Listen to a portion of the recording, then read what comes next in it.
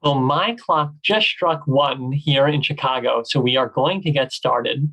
Welcome to our conversation with Bram Bluestein and Ilene Gordon on their new book, Doubling Down, The Secret Sauce for Dual Career Families, a book which you can see up on our screen right now with the brilliant idea of two planes creating a love signal in the sky. And we are going to begin our conversation with them in just a moment. But as we get started, let me just welcome a few new faces that I see in the room to the Graham School.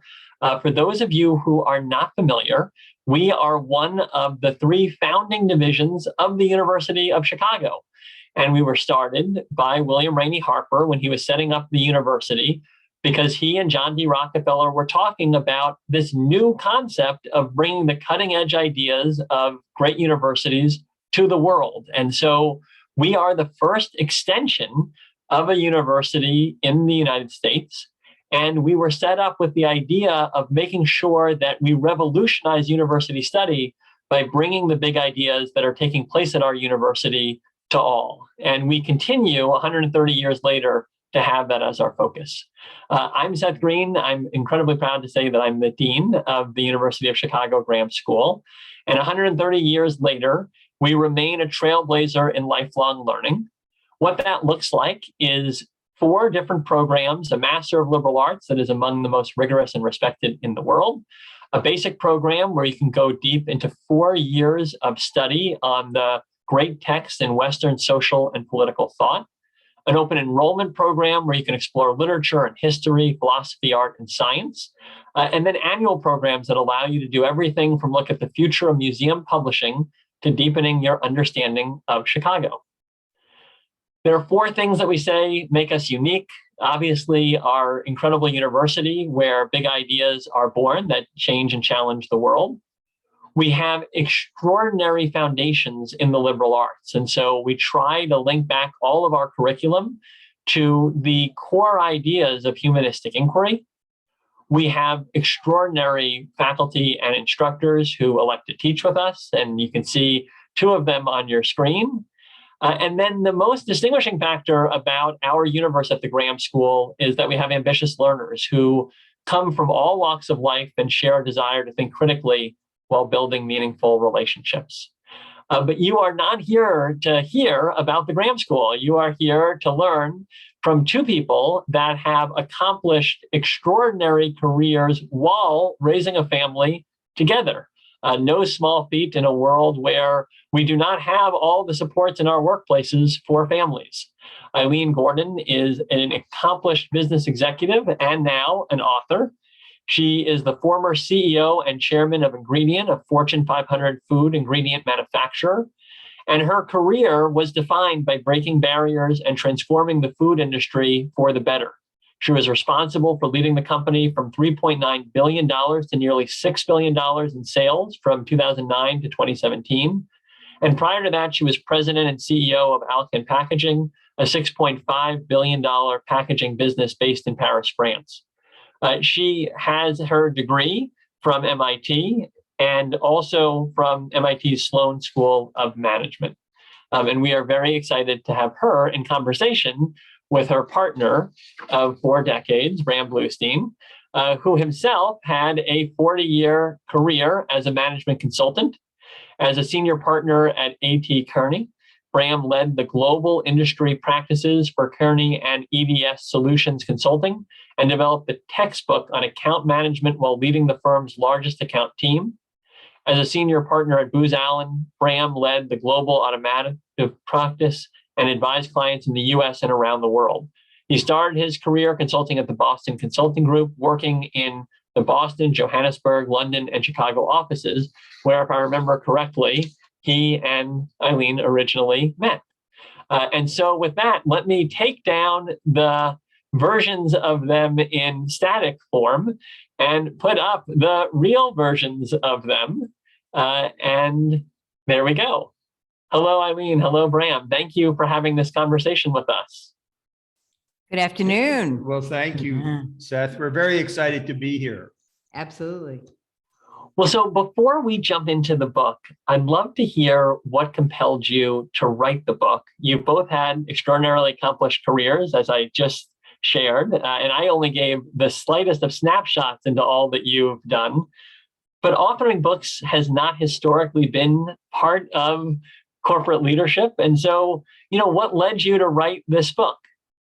Well, I'll start out. And again, Seth, thank you for this opportunity to speak with all of you today. Bram and I wrote an article on a similar subject that we published in Chief Executive Magazine probably 2 years ago. And it resonated a lot. This is a big issue and not that much is written about it. There's a lot of books on leadership, but on dual career families, there's not. And we thought we would share our lessons learned with everybody. And writing a book was certainly a learning experience for us. But when we heard the data, which was 65% of executives are in some type of family relationship, dual career situation, we said, well, that's a large part of the population. And so we wanted to share our learning, not just with the business community, but everywhere. And so it's been very exciting. I know, Bram, you have some thoughts on this. The leap for a management consultant is not quite as big as it is for a business executive, because as a management consultant, you spend a large part of your career writing stories and writing presentations and writing reports and giving people advice. So, yes, it's been a learning journey for us, but it's not been a journey that we haven't walked before. But, what compelled us to write this book here, as Ilene said, is that the majority of the workforce today is involved in a dual career situation. And many of them are trying to raise a family at the same time.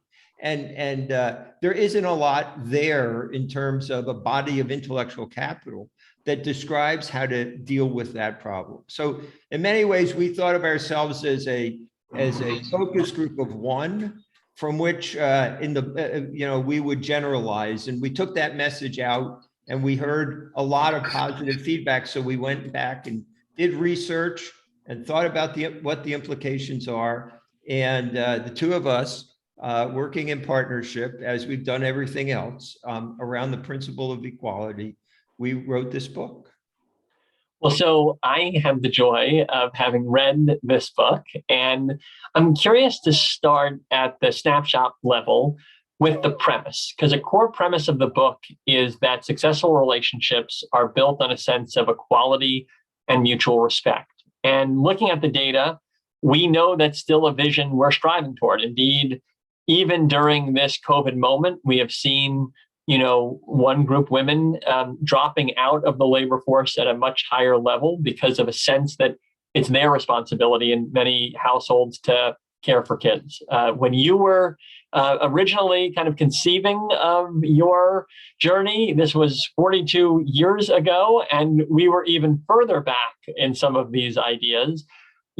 Tell us about that premise. Can you kind of describe it for us? And why is it so important to have that premise of equality and mutual respect for dual career couples? So let me describe or respond to that question like this, Seth. A central message of our book is that you should treat your spouse as you would have your spouse treat you. And it's clear, at least from the male perspective, that there's an expectation that your spouse is going to support you in your career. You know that old saying, behind every successful man is a successful woman. Well, the converse has to be true as well in a dual career couple. And that is, behind every successful woman, there has to be a successful man. But the reality is that there's another gap. And that gap is, while that's a vision, performance is really quite low. And both spouses feel under-nurtured in a dual career situation. So we saw that gap and we decided that we would try and fill it. And when we got to, we got to Columbia University, frankly, and we did this session to a standing room only group of men and women. At the end of it, the professor who moderated the session said, well, you have just seen a 50-50 marriage in practice. And all of a sudden it dawned on us that, yes, that's what we hadn't set out to do that, but that's where we had settled over a 40+ year relationship. Wonderful. Thank you, Bram. And I'll just say, and I know you both believe this, that, behind every successful man, maybe a successful man, or, a person that identifies in another way. Absolutely. And I know that wasn't intended. There are a lot of brilliant insights in this book and practical tips from how to pick the right partner, to how to manage work-life balance, to how to forge separate professional identities and yet have a common family identity.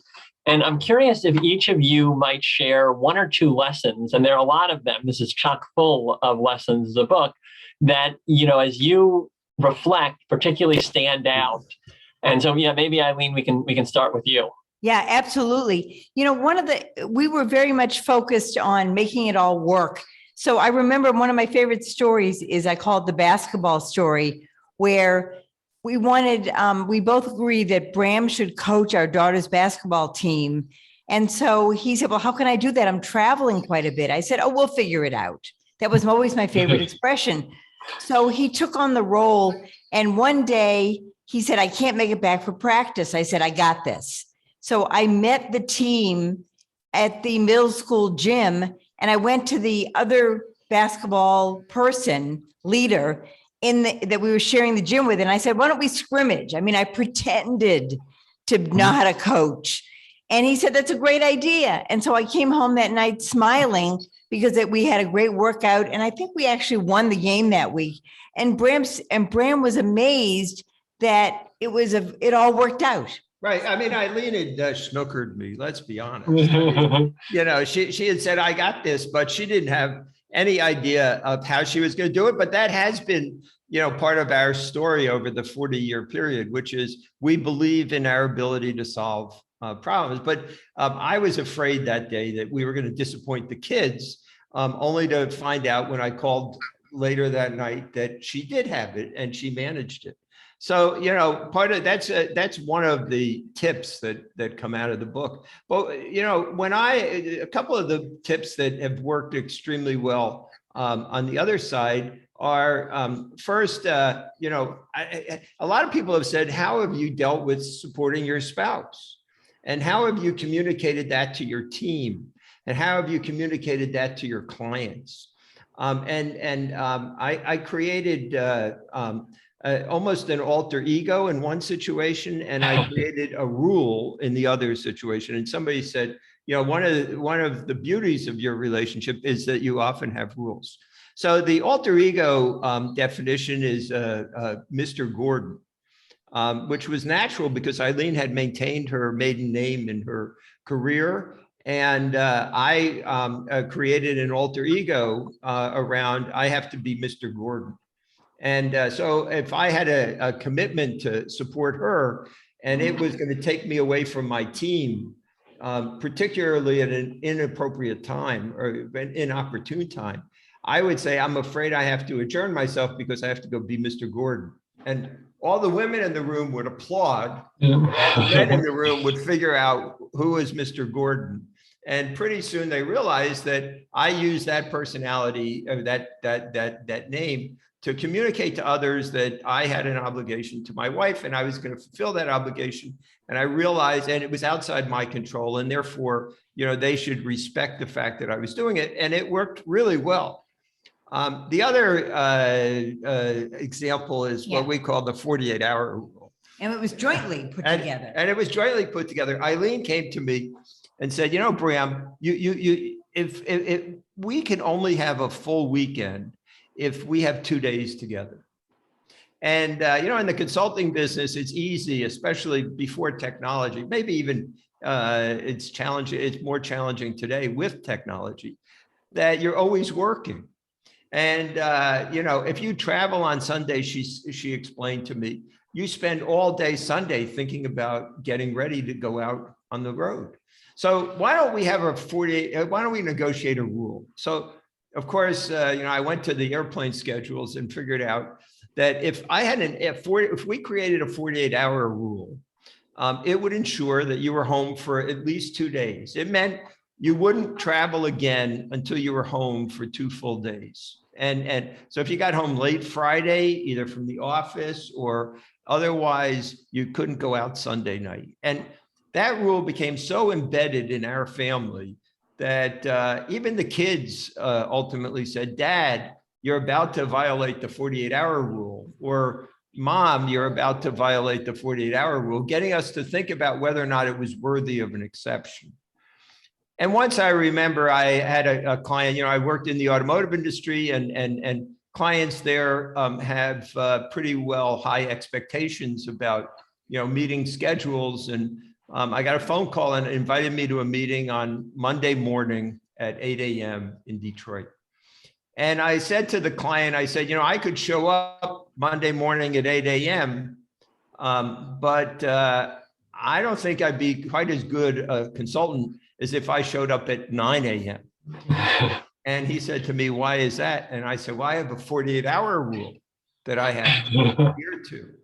What's the 48-hour rule? And I explained it to him. And he basically said to me, I'm going to move the meeting to 9 a.m. And I said, that's great. And I assure you that I will be there 150% from 9 a.m. as long as you need me. And the moral of that story that both of us took away from it is that if you are effective at what you do, if you are exceeding expectations in the workplace, then you can ask your boss, you can ask your team, you can ask your organization to make the exceptions that are necessary in order for you to have a work-life balance. And it's worked.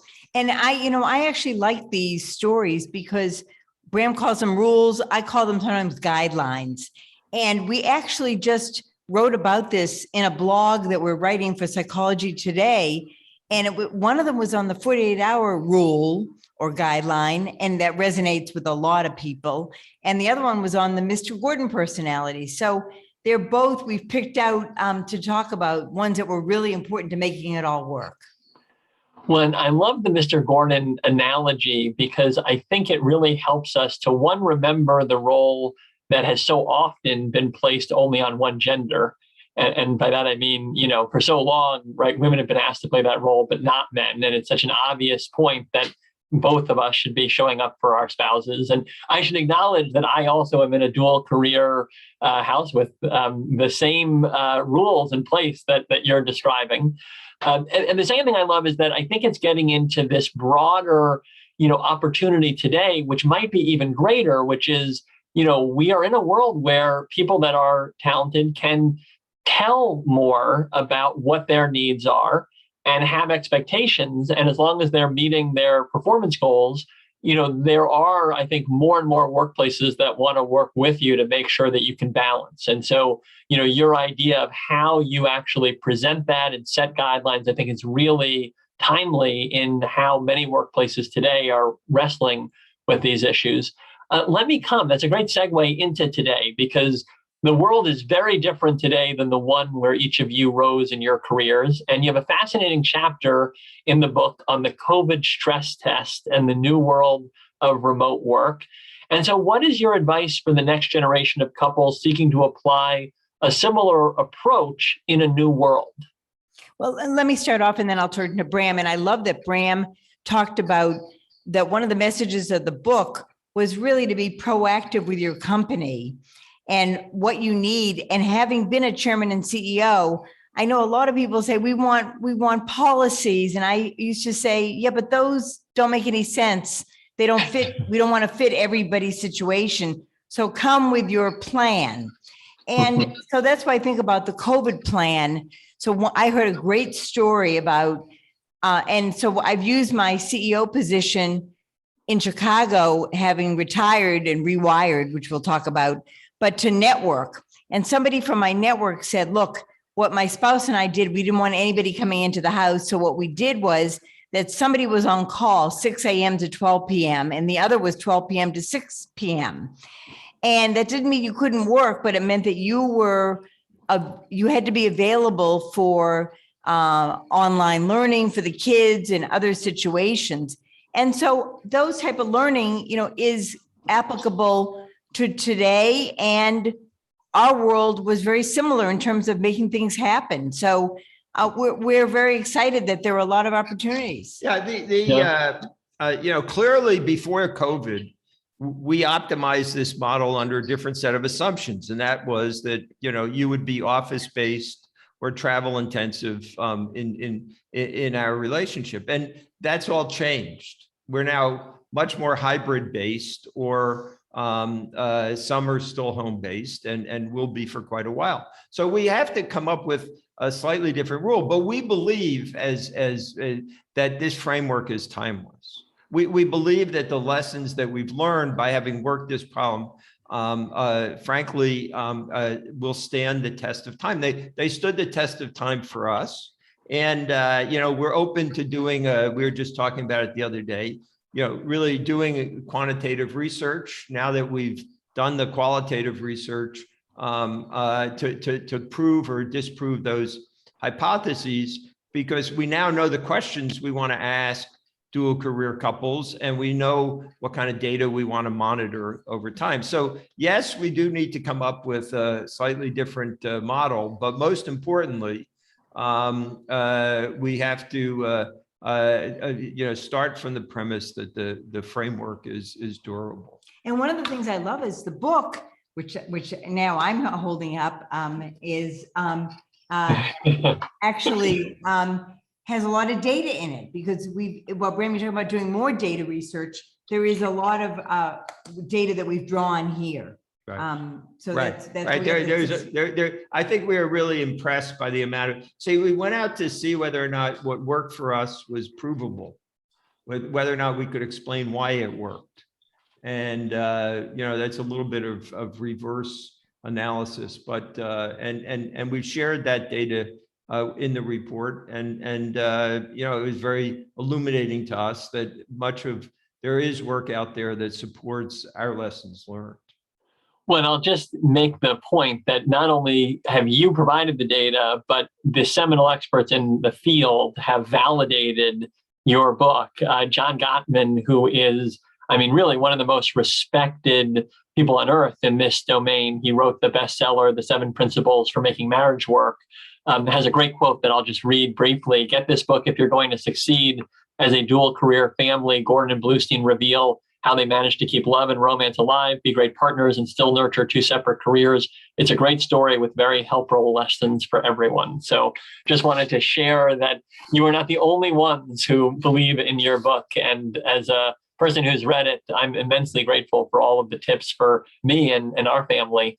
I want to come to a couple questions in the chat, and then I'm going to add some of my own questions in a bit. But since they're here and they're perfect timing in terms of where we are in this discussion, Annika Culver gets us started with the question, how did you negotiate childcare? Who would pick up the kids, daycare, nannies?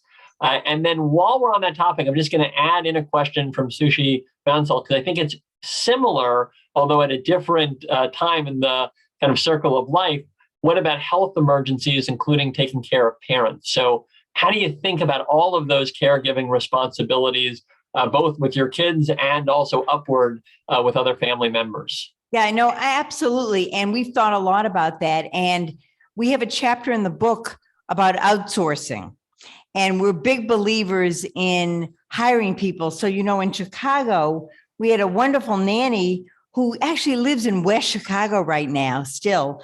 And she was fantastic because we hired her through an ad, none of this phone calls.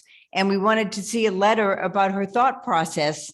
And so she was very capable of coming to us. We were in the city when we met her, then we moved out to the suburbs, and she worked it out by train, and we got a car eventually. And she was our right arm and would make sure that the kids were picked up and would enable us to do the travels. We hired a lot of her friends, I remember, for travel for weekends. And it made it all useful. And we actually worked out with our employers how we could take care of our families if there was an emergency. So the point is that it takes a real can-do attitude to make this all work. Yeah, and it also takes a little bit of compromise, a little bit of self-awareness. I learned when I was dating Ilene that she wasn't going to be there 100% of the time because she was going to have obligations and priorities to her career that were going to supersede my requests of her. So I realized that we needed to have a fail-safe system, and we needed to have this third member of the family, if you will, who was going to provide support, and that person had to be 100% reliable, which frankly put us at the top of the market. And we made other compromises to make that work, because while as we were having children, we had the incomes of two careers.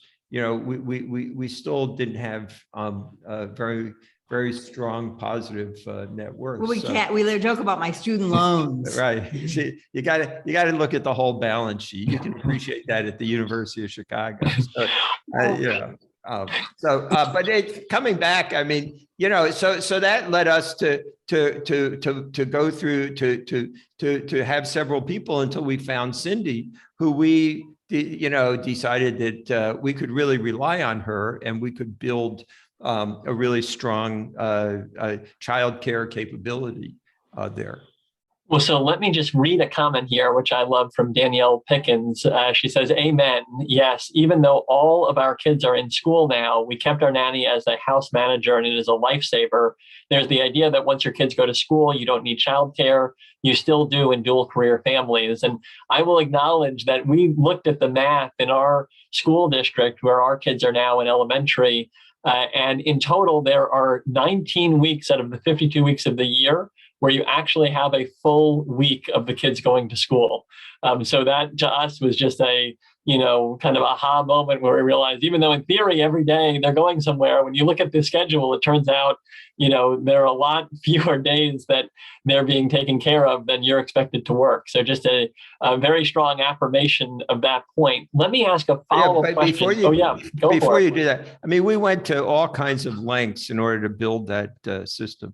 So as Ilene said, I mean, we believed in only one parent in the house on the weekend. So, Cindy's brother was in Chicago. She wanted to go see him every weekend. So we arranged for her to have transportation and to borrow a car to go visit him. And she didn't drive, so we arranged for her to go to driving school. And, we went to extraordinary lengths in order to minimize the distractions and maximize the care for the kids. And it worked out really well. Sorry to. No, that's perfect. No, that's a great elaboration. This next question gets to one of the big issues that is believed to be, in addition to gender stereotyping and maybe differential expectations, behind some aspects of what we saw during COVID with women dropping out of the workforce. And it's from Michelle Adringa. And she asks, what advice do you have for couples who are trying to equitably divide responsibilities when they have disparate work schedules and pay scales? And, this is in the context where we still do not have anything like pay equity. And so it's more common when those discussions come up about pay scales, because of these systemic inequities, that it's often the female whose career suffers because of. And so I'm curious how, both you may have thought of that, but also as people now that are in this field, advising others, how you think about how to approach those questions, because those I know are large ones for dual career couples, especially early on in the career where you haven't reached necessarily, that point, and you have a lot of expenses with the kids growing up and all of those dimensions. Well, not to plug the book too much, but we have a chapter on becoming the right partner.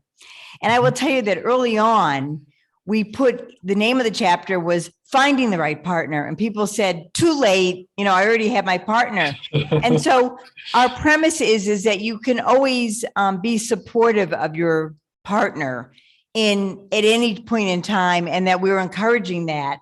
And so that was the whole goal of really not just a chapter, but in terms of how you run your life. And so that may be the male and maybe the female, but it does take a give and take. And as I said earlier, companies are willing to be supportive of this, but you have to ask. They don't want you to come and say, I just want a childcare center policy. They want you to come in and say, here's my plan. And I see no reason why you shouldn't support it. And 99% of the time they do.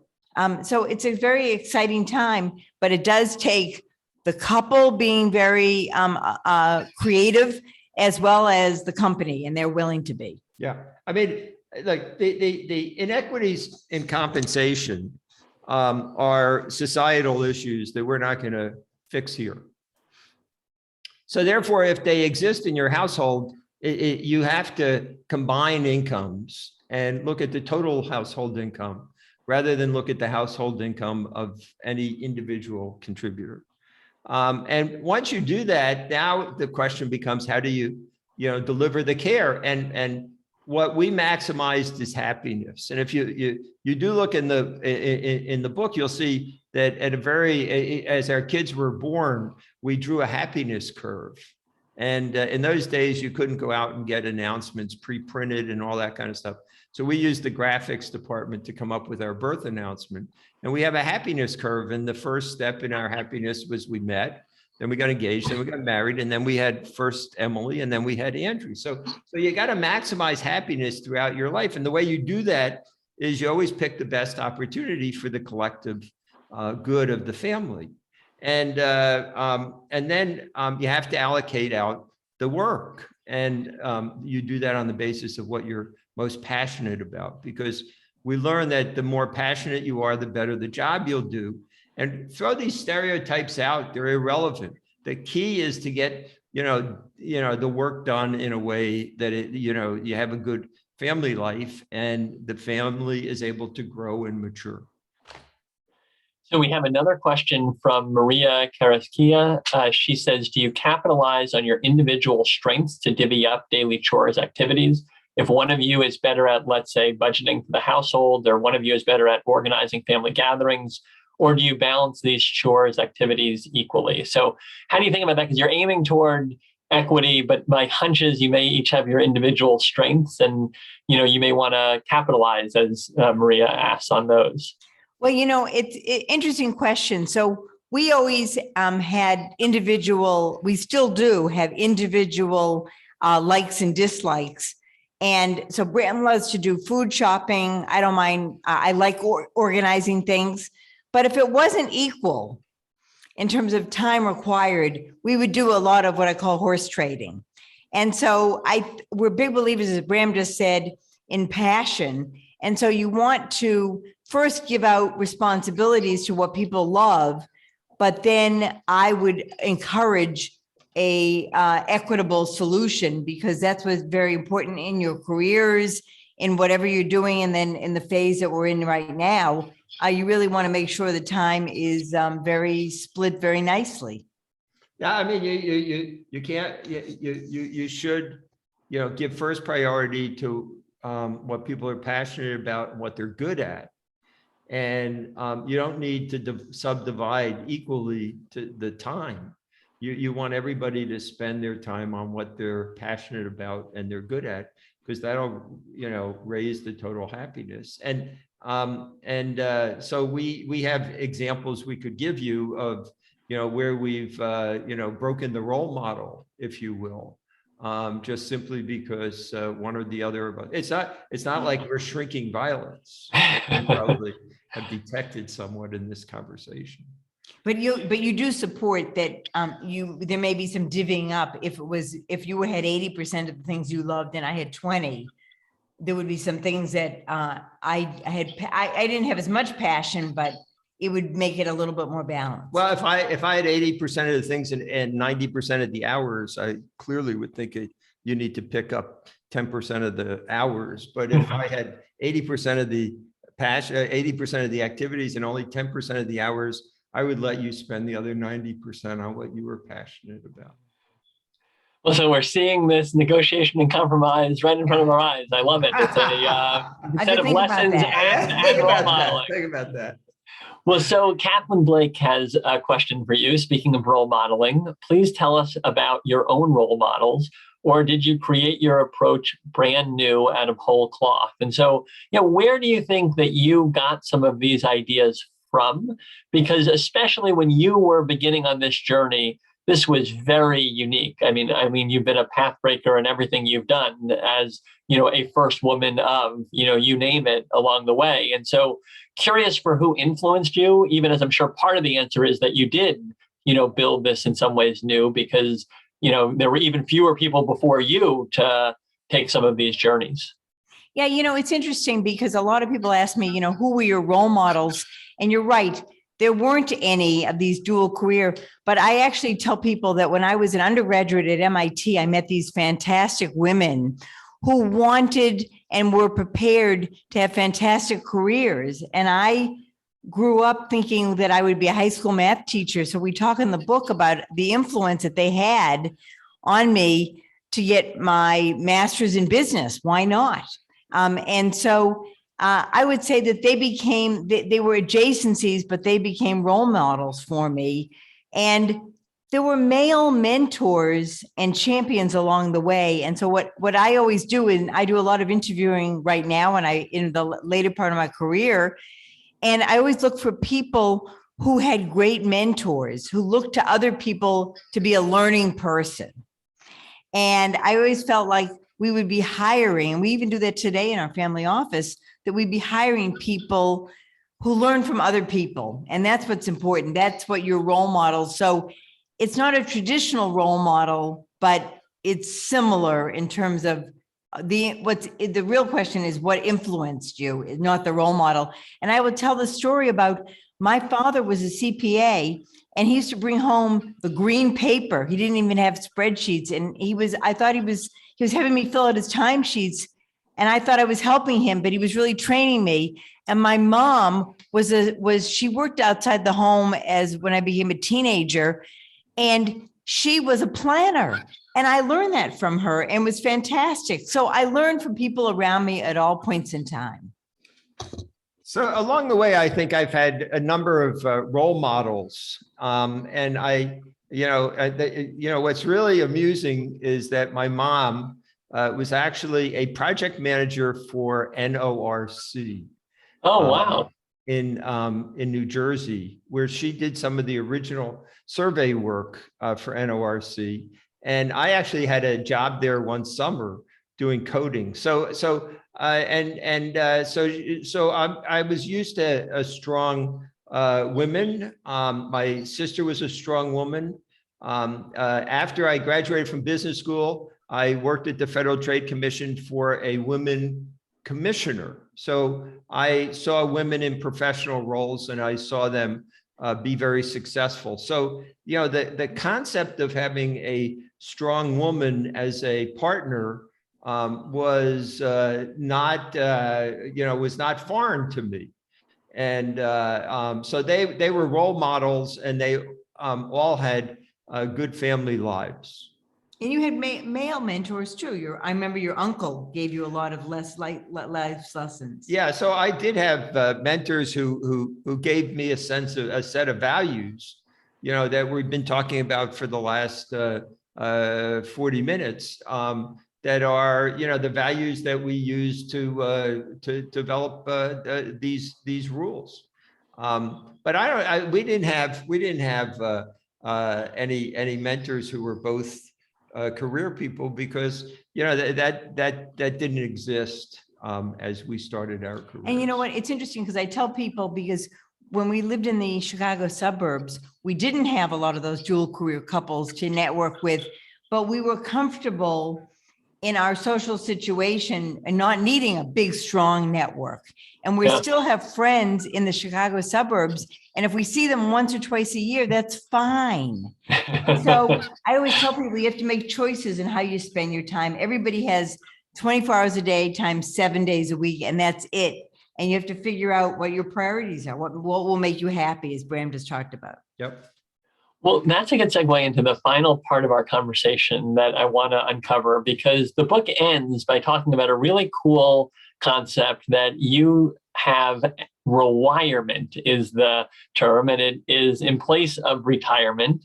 And your core careers now are complete in some ways, and at the same time, you're doubling down together into this next chapter where you're still having a deep sense of purpose and impact and involvement. And so I'm curious if each of you could describe this concept of rewirement and share your respective goals or priorities to the point you were just making for this period. So yeah, as most of you know who are on this call, the management consulting business, you begin to peak out in your 50s and early 60s, and so I was coming. I'm a little bit older than Ilene, a couple of days, and so I came up on this kind of situation earlier than she did. But she had a very prosperous career that, she was continuing to work at 60 to 80 hours a week. And so people said to me, what are you doing now that you've, retired from Booz Allen and retired from Carney? And, and I said, I'm not retired, I'm rewired. And the principle of being rewired is that, how are you going to spend your time? Now, when I was at Carney and when I was a senior partner at a consulting firm, I was focused on creating, achieving a certain set of goals at the firm. But now your client is yourself and your family. And so I had to begin to think about what were my goals and what was I trying to achieve for my family in this chapter that I was about to begin, where I didn't have a firm that I was going to every day, and Ilene was working, and so it is about creating a sense of purpose, as you said. It's identifying what's really going to give you enjoyment, and then organizing your time in such a way that you do that, and you also have more time for yourself. I probably am in better health today than I have been when I was working full time, because I spend more time on it today. It's more important to me now than it was then. And I mentor a lot of people, and I speak and teach and work with my kids as they pursue their careers. And I find that to be enormously rewarding in this phase. And I would say that I love the word rewirement. And we do have friends that have taken the route of the traditional retirement, play golf and cards and all that. And I will tell you that when I send them an email and I say to Bram a minute later, I have no response. And I'm lucky if I get one 2 days later, which frustrates me, because I'm still in that mode. I'm in rewirement, but I'm still in that mode of I'm on 3 for-profit public boards. We wrote the book, and I'm doing some nonprofit work for some organizations, and we are advising our son and daughter, as Bram said, on my son is in venture for the food industry, which is very Chicago-based. The food industry is, and our daughter has a property management business. So we advise them. So I only want to be busy half the time. So when Bram said you have to define, but I'm busier, obviously, more than half the time. And so our book writing was important to get the lessons learned out on a piece of paper or electronically. And so we're using the rewirement phase to, because technology allows that. And I think that there's a lot of ways that one can be a learning person, which is important in the rewirement phase. And it isn't always the fact, but I think if you're a learning person, there are a lot of opportunities. Well, so this will be our final question for you. Can you talk about one thing each of you have learned so far in this rewirement phase? Yeah, and I'll start, and then Bram, I'll turn it to you. I've learned that what makes me happy. So I'm big on these for-profit boards. And what I like about that is that, for a long time, I only stayed on 2 public boards, and I couldn't find a third industry or situation that I was passionate about.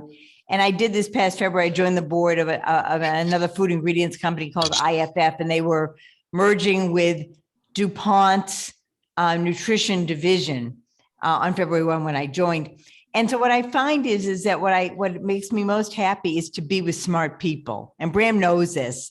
And if I'm going to spend my time in a room, it's with smart people, which is why we were willing to certainly do this. And we love talking with smart, whether it's a university or ex-consultants, and even our friends that we engage with are smart people. And so I found that what I've learned in my rewirement phase is that I really like to be engaged with smart people who will make me think. I want to be able to add value, but I also want to be able to learn from them. So that's I've learned that a lot in everything that I do. So Seth, you've challenged us to think about the one big lesson learned. But I think that this is a phase in your life where there are no silver bullets, and so I actually quickly wrote down 3 lessons learned in retirement, in rewirement. You're the consultant, of course there have to be 3. Of course, that's Rule of 3. The rule of 3. So the first is you are the client. So for the first time, maybe in your career, you're setting your own goals, your own aspirations, deciding for yourself what you're going to do. So that leads to the second lesson learned, which is you are in control. And therefore, you decide how to make sure that what you're doing meets your requirements for emotional and financial happiness. One of the things when I mentor somebody who's going through from retirement to decide from retirement to what they're going to do next, I say the first thing you have to do is set a financial goal, because that's going to have an overwhelming effect in terms of how much freedom you have to do exactly what you want to do. But if you don't have a financial requirement, then you have complete control. And the final thing I will tell you about this phase is that you should be flexible. Because the world will change, you will change. And as that happens, you want to be flexible so that you can adjust in order to, enjoy this, in some ways, most fun part of your career. And that makes sense, because during COVID, you were very flexible. Before, you had a set of goals, and then COVID came in and the technology was even more enhanced, and you're a techno guy. And now we're evolving maybe to another equation. Well, this has been a wonderful conversation. And Ilene and Bram, you both talked about role models. I know that with this book, you are becoming the role models that will shape the next generation. So just as those women at MIT helped you, Ilene, to think bigger and imagine, an even more ambitious future, I have no doubt that there are a lot of couples around our country who are now thinking more ambitiously and more imaginatively, because your book has helped us to do so. So thank you for your time this afternoon, for sharing your gifts with us. And thank you to everyone who joined us. Have a good afternoon, everyone. Great. Thank you. Thank you. Thank you for having us. Exciting.